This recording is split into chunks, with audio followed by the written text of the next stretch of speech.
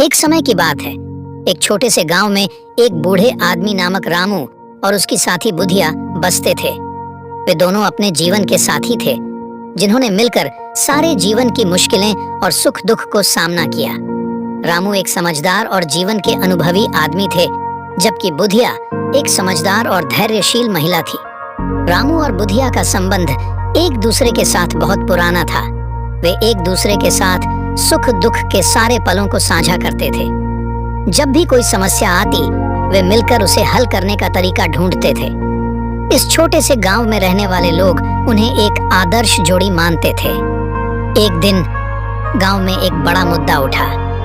गांव के लोग अपने समस्याओं का हल नहीं निकाल पा रहे थे और उन्हें रामू बुधिया से मदद मांगने का विचार किया। गांव वालों ने रामू बुधिया को बुलाया और उनसे समस्या का समाधान मांगा।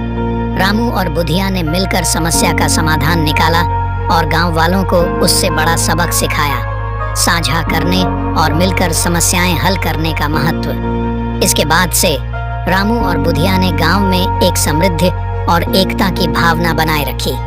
वे दोनों गांव के बच्चों को शिक्षा देने का कारण बने और उन्हें जीवन के मूल्यों का सिखाया। गांव की स्थिति में सुधार हुआ और लोग एक दूसरे के साथ मिलकर खुशहाल जीने लगे।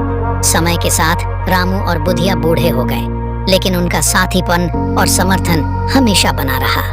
वे गांव के लिए एक आदर्श बने रहे और उनकी कहानी गांव के लोगों के बीच में पीढ़ियों तक सुनी जाती रही। इस कहानी से हमें यह सीखने को मिलता है कि साझा करना और मिलकर समस्याओं का समाधान निकालना हमेशा सहारा देता है। जीवन में हमेशा मुश्किलें आती हैं, लेकिन जब हम एक दूसरे के साथ होते हैं और साथ मिलकर काम करते हैं, तो हर कठिनाई को आसानी से पार किया जा सकता है। रामू और बुधिया की यह कहानी हमें यह बताती है कि जीवन का सफर जीने योग्य है, जब हम एक दूसरे के साथ होते हैं और एक दूसरे की मदद करते हैं।